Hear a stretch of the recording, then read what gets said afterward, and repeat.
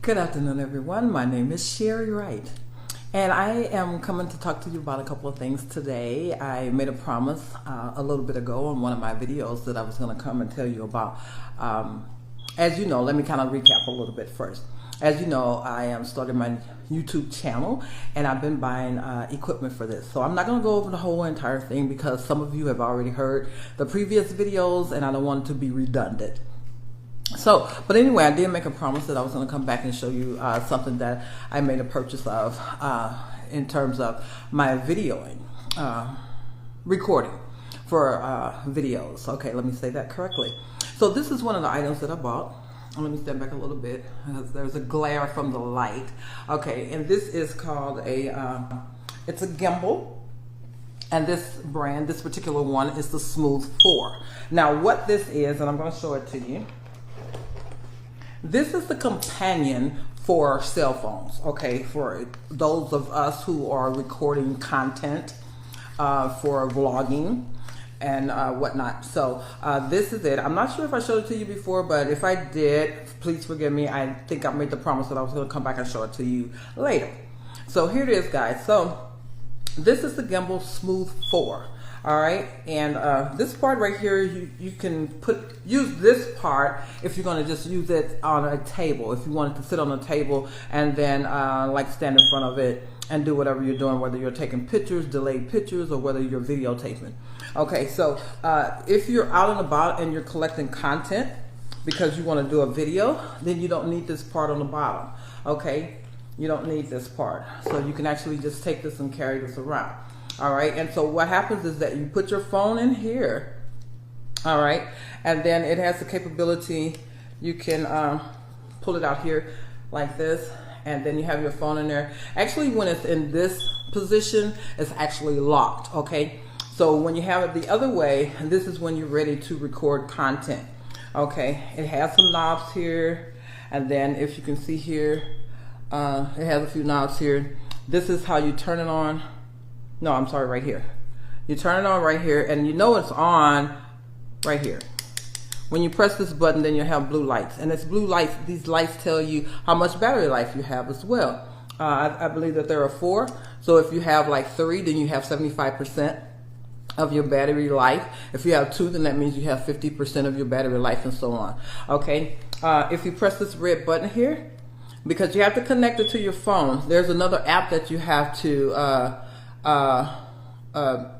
get on your phone to combine this with the Bluetooth so that they work together.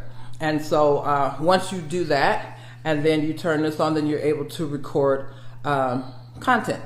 Now you may wonder, what is this really for? So it's actually a stabilizer. So if you're like riding somewhere and it's kind of bumpy, you know, then this is going to stabilize it, so you're not going to get that bump in your content, and you're not going to have to go back and try to edit any of that out. Okay, so it keeps things nice and smooth for you. You can go down with it when you want to videotape things that are low. You can rate it high if you're trying to do tall buildings or trees or whatnot.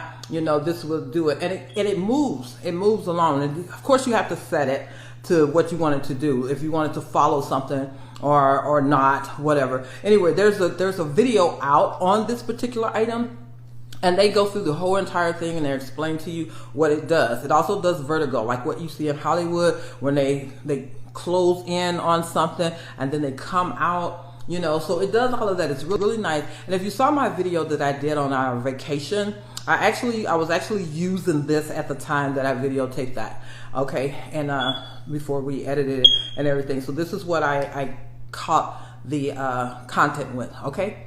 So I just want to make good on that. And you can also, it comes with something that looks like foam, but it's not like your regular phone. It's something stronger and more durable. It comes in that kind of case, but you can also buy this case, which is what I did. I bought an extra case because I felt like I would like to take this along with me. So it comes with a strap. You can put it over your head and just walk along with it in there and keep it close by. And whenever you feel like you want to take a video, then you can just go ahead and do that. Okay, this is what it looks like on the inside. It's made especially for this item. Okay, and then you can also remove this. If this gets on your nerves like it did in Disney for me, I just kind of took it, well, in Florida at Disney, for me, I just took this piece off and then just carried it by the handle. Okay, it's very nice. I love it already. And so I just want to make good on that because I told you I was going to do that. So, pardon me. So what I really came to talk to you about today, what I want to talk to you about today is trafficking. If you recall, those of you who saw the video, if you recall, I said that I was going to be talking about different subjects. I'm still kind of like playing around with different names. I don't know what I want to call this show yet, other than the Sherry Wright Show. But anyway, I've been playing around with some names, and I told you guys that I was going to talk about a myriad of things. I was going to talk about Christian, ministerial driven things. I was going to talk about families, divorce, trafficking, and whatever. So today I decided to talk about trafficking. And as you know, I'm just kind of like playing around with these videos right now, trying to get my feet wet on how things are working, you know, since I'm new at this. And so far I've been doing pretty good. My grand love has been helping me with the editing. He's been showing me a lot of nice little tricks, and I've been really excited about that. And so anyway, if you don't know this, I do have a mentor, a writing mentor, because you know that I'm a writer as well. And so I have a writing mentor. Her name is Danielle Belton. Okay, she used to work for BET. She had a show on BET once. She is the editor-in-chief for HuffPost right now. HuffPost right now. She was with the Root before that. And so anyway, she has an extensive background and resume, and so I'm very pleased, very honored to be her mentee. And I'll explain how that all came about before. But anyway, we meet once a month virtually, and she gives me assignments each month of what she wants me to do in terms of research or whatever. So my assignment this time is for me to start making a schedule for the content that I'm going to be pushing out. And she wanted me to start making videos at least every other week. And she said that I could start with that, and then once I get a little bit better at it, then I can start pushing out content like once a week or even more than that, more often than that. And she told me to start thinking about like topics and subjects that I was going to be presenting. Okay, but anyway, so one of my assignments is to start gathering up material that I want to present to people. And so what I decided to present this week is going to be about trafficking. That is something that I'm very passionate about because I have young loved ones in my family that I am very concerned about. And I also live in Texas where they have larger cases of trafficking. And so I have my loved ones here. And so this is something that I really, really do research on. I want to find out as much as I can find out about it so that I can protect those that I love. And because I care so much about you, I want to help you to protect your loved ones as well. So there are 3 states that have the largest cases. That would be California, Florida, and Texas, which is where I am located. I am located in Central Texas. Okay, and so this is a huge concern for me. And I did the research on it, and when I did it, it was very startling. And I also have a blog on it, and you can go back and read my entire blog. I think it is a good read. And a wealth of information in there, which I'm going to cover a lot of that information right now. But I would also love it if you would go and read that blog and then comment and let me know what you thought about it, because I put a lot of time into it. Okay, so this blog can be found on WordPress.com, and my particular website is called So Let It Be Written by Sherry. And my name, Sherry, is spelled Sherry. Okay, so it's called So Let It Be Written by Sherry. And then if you just go through my post, you'll see the post for this one, which is called Trafficked, I Want to Get Out. And so let me just go into it and let you know a little bit about trafficking in case you don't know. Because there are a lot of people who are sleeping on it, who really don't know anything about it, haven't heard about it, and they're just not familiar. Partially because maybe they don't have any young ones, or it's not happening that much where they are. But let me tell you, trafficking can be happening right next door to you. It could be happening across the street from you. Okay, that's what I learned. I learned from some people who had actually been trafficked. and they talked about how they were being trafficked, but they didn't know they were being trafficked. So sometimes you could be trafficked and not know that you are being trafficked. Okay, let me share a quick story too. On my previous job, there was a guy who was actually a recruiter for trafficking working with me. And so he was flirting and, trying to get really friendly with me. And one day he got the nerve and he asked for my phone number. And he said, because I look like I could keep it on the down low, whatever that meant. Because if he thought that I was going to be somebody's secret, he was sadly mistaken. But anyway, it was because he had a girlfriend on the job. And I guess he thought I already knew that, which I didn't. But anyway, as it turned out, he was a recruiter for trafficking. And there are three kinds of recruiters, which I would tell you about later, but he was the Romeo one. And anyway, the end of her story was she ended up stabbed up and almost died, in the hospital on my job, because she also worked on the job too. And so they did a GoFundMe for her and everything. But anyway, let me go ahead. I don't want to get too far ahead of myself, but let me tell you, trafficking is a modern day type of slavery. Okay? It is the top grossing evil in the world behind illegal drugs and armed trafficking. And this is something that's being done in plain sight. I may have to put my glasses on because it's kind of hard for me to see this. But anyway, the Congressional Research Service, which is CRF, and the Library of Congress, they reported that this is a $150 billion enterprise.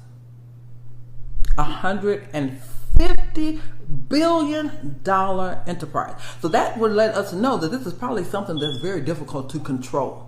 So that's where we have to jump in at and do what we can do to help our loved ones. You need to be aware. You need to be informed. You need to have this knowledge so that you can be aware of some of the signs. All right. So with this being a $150 billion enterprise, that means that it is more profitable to prostitute. This is what they're saying. It's more profitable to prostitute a child than to commit to any other crime. And why is that? It's because the child is reusable. This is what it's saying. This is the information that I found when I did my research for the blog. Okay, let me tell you. A single child victim, which is a sex slave, is raped by as many as 6,000 buyers. That's no exaggeration. And you want to know how that is? I'm glad that you asked. Let me explain it to you. Okay, a single child who is raped by at least 6,000 buyers, that's too many. Way, too many, earns their pimp about $250 grand a year. All right?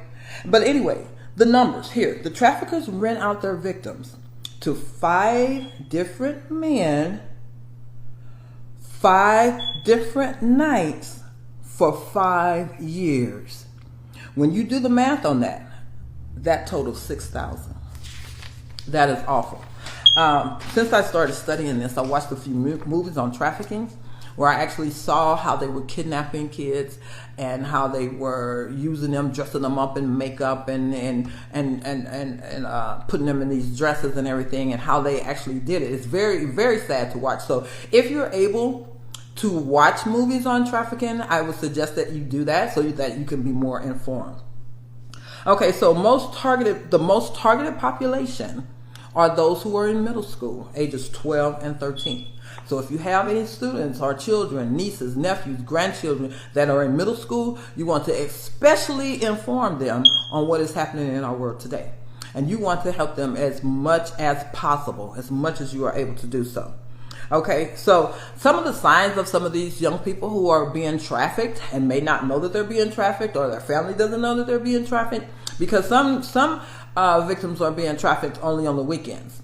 So if they are being trafficked on the weekends at a friend's house or something, those are the ones that are hard to detect because it's happening in your neighborhood. It's happening across the street from you, or down the street, or next door even. And they think these are their friends, but they're being trafficked. And so they're very tired when they go back to school because of the weekend. Okay, that wouldn't happen in my mom's house because she knew where we were at all times. and she paid attention to all of that. So anyway, so some of the trauma signs of someone who might be trafficked is vomiting, night terrors, depression, eating disorders, and self-harm. So if you have any teenagers or young people that are experiencing any of those traumas, then you might want to look a little bit deeper as to why that might be happening. Okay? Once trafficked, they are posted on a website, which is the largest adult website online, called Pornhub. I don't know. You may want to even look into that yourself. See if anybody you know is on there. Maybe your child is on there. Maybe your cousin, your nephew. I don't know. It may be worth looking into. But anyway, they post them on here so that buyers can, track them down and they can make that sale. So it's advertising, in other words. Other ways that they advertise these people is that once they kidnap them, they take them to strip clubs and they're kind of like on a display, kind of like being showcased for the buyers there, that they can go and select who they want. They take them to truck stops and hotels, and there are a number of places. Let's see, night strip clubs, truck stops, abandoned houses is the one that I was forgetting about, and then hotels. And they're showcasing these young people there for these buyers. And let me tell you, prostitution is different now from what it used to be. They used to walk the streets. They don't have to do that anymore. They can advertise on an online website, such as the one that I just revealed to you, and then people can buy and have them to come to their home. To be honest, I think I know someone. Well, it looks suspect to me, like they might be doing something like that, because I noticed that different women get dropped off at this guy's house periodically, and they're never the same. So I know it's not a girlfriend, and it looks like they're just coming for a good time and then they're leaving. So it's suspect to me. But anyway, and as I told you before, the largest cases for trafficking are those 3 states: is California, Florida, and Texas. This is considered a mobile moving human rights violation. So it's a mobile enterprise because they're always moving. So if they get found out at one hotel, then they have to pack up and leave, and then they find another hotel to go to. Now the sad thing about this is that there are some crooked people, hotel owners and whatever, who are conducting business, who are well aware of what's happening, and they kind of like let that become like a housing place for them, but like I said, once they are found out, they have to pack up and move. So it's a mobile. And some of these young people who are being trafficked, they don't know what state they're in half the time, because they keep that part secret from them, I guess. So if they were ever able to call somebody for help, they wouldn't be able to tell them where they are. They are not allowed to look people in the eye. Sometimes they're tattooed. I guess it's like some type of mark or ownership or something like that, but they tattoo them and everything. And so anyway, this mobile moving human rights violation has no respect of persons. So it doesn't care about race. It doesn't care about age. It doesn't care about sex or social status. So you can be a well-to-do child. You can be a very poor child. You can be a male or female. They have no respect of persons, not even of age. They don't even care about that. So young ladies, be careful. Be careful what you're doing out there and how you're representing yourself, because there are people who are out there just for this evil purpose, where they're searching people and they're preying on the vulnerable ones, the ones with low self-esteem, depression, or feel like they don't have a support system. Those are the ones that they actually prey on. So let me tell you a little bit more. This industry is driven by deception. And that brings me to the story of the young man at my job. Okay? They have different types of recruiters. They're not always men, as you may suppose. You may think that they're all men. They're not all men. Some of them are women. Some of them are older women. There's a reason for that, because it makes it more deceiving, more trusting to trust a woman than a man sometimes. Because if it's a man, automatically you might already assume that that's what this is about. But if it's a woman coming to you and she's telling you, oh, you're so pretty, and I know somebody who can get you into the modeling industry, who can do this, blah, blah, blah. You know, and then they sell all these promises and everything to these young girls. And it's a trap, because the woman who is helping the pimp is considered a queen.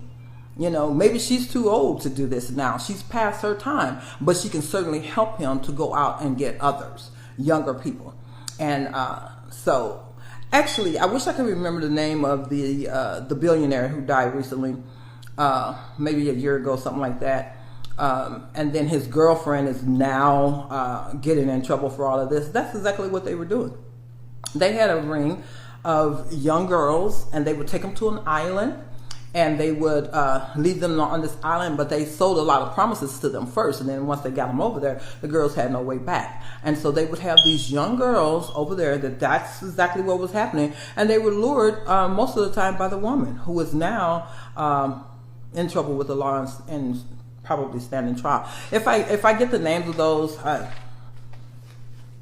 guy's name is something Steen. I can't remember. You might know the story. But anyway, when I get the names of that, I'll share that in the next video. But let me go ahead and tell you about the different types of recruiters. Okay, so you have the Romeo recruiter. That is the one that I came and I encountered at my job. It was a Romeo recruiter. It's the one who Romeo approaches you for a relationship. You know, like he likes you, he wants to date you, he wants to go out with you, and all of that. He wants to be in love with you, you know, and you fall in love. And some girls fall in love. So the whole point of the Romeo recruiter is, even though he's doing all of that, and it goes as, I mean, you have a real relationship with him. You have a real relationship, if you get my point, with him. But really, he's just grooming you to be trafficked. And that's exactly what happened in the story on my job. So he groomed the young lady to be trafficked, but when he actually presented it to her, she wanted no part of it. And because of that, it ended in a stabbing in a hotel. And when the police found her, she still had the knife in her throat. So I dodged that bullet, which I wasn't worried about anyway. But anyway, just to give you an idea. And so that was one.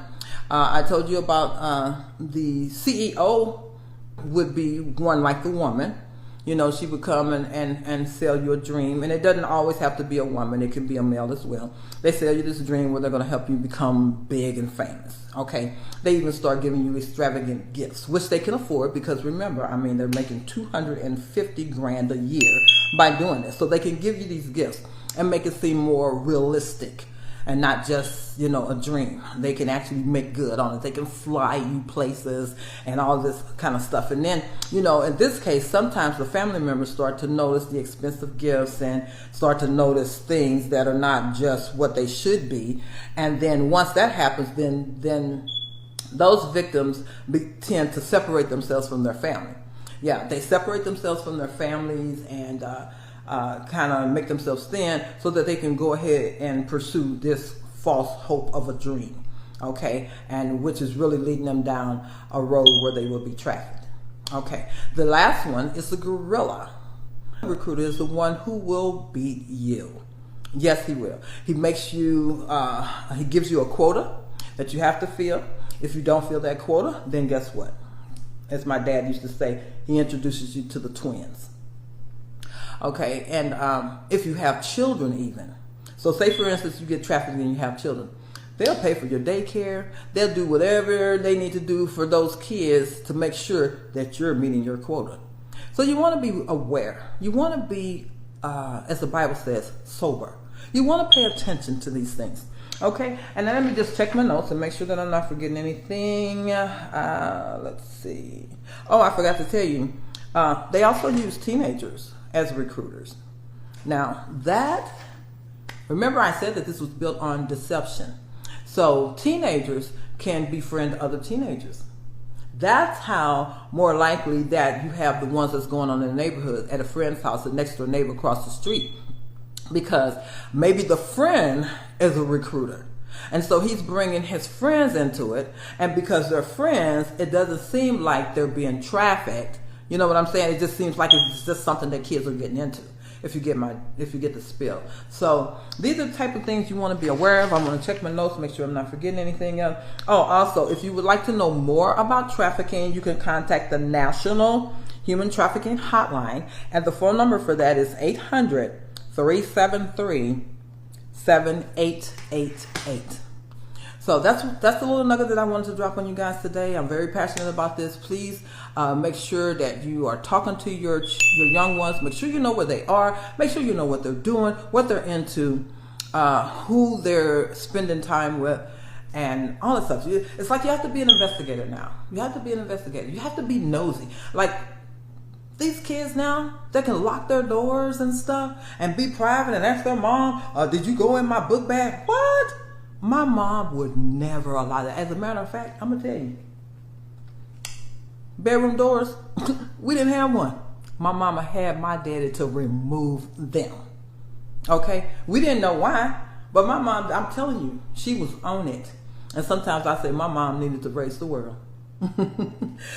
She was hardcore, but she was a good mother. One thing about her was that she loved her family. And she would protect them any means necessary. And if it meant that she had to be, what do you call it? You can talk about her, you can do whatever. She didn't care. She was like, I'm doing what's in the best interest of my family.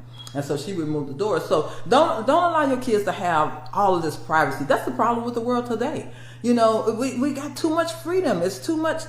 Some people say, I'm a free spirit. That's just another way of saying that I do what I want to do, whether it's right or wrong. That's what a free spirit is in my book. So if you're a free spirit, you're just giving yourself an excuse to do stuff that is not right.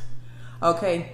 Anyway, I just want to share that with you. If you have your loved ones, hold on to them. You don't know what tomorrow will bring. Okay? And in most cases, if they are trafficked, you may or may never see them again. There have been some cases where people were found and let go, and they're telling their stories today. But you don't want that to be your loved one. So please, please pay attention. Pay attention to signs. Be nosy. Get in their business. Do whatever you need to do. It's better to get in their business, be nosy, and let them be mad, and you still have them alive and well, than to be missing and trafficked. Because the movies that I watched, those poor little girls were so pitiful. Once they found out what was happening to them, they wanted to commit suicide and all kinds of things, and they could not get away. And those people are mean to them whenever they try to get away.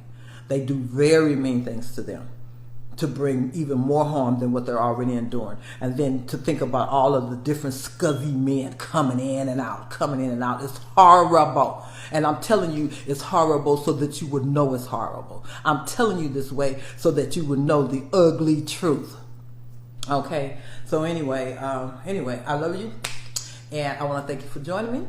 And I hope that this has been helpful to you. Again, my name is, if we're meeting for the first time, my name is Sherry Wright.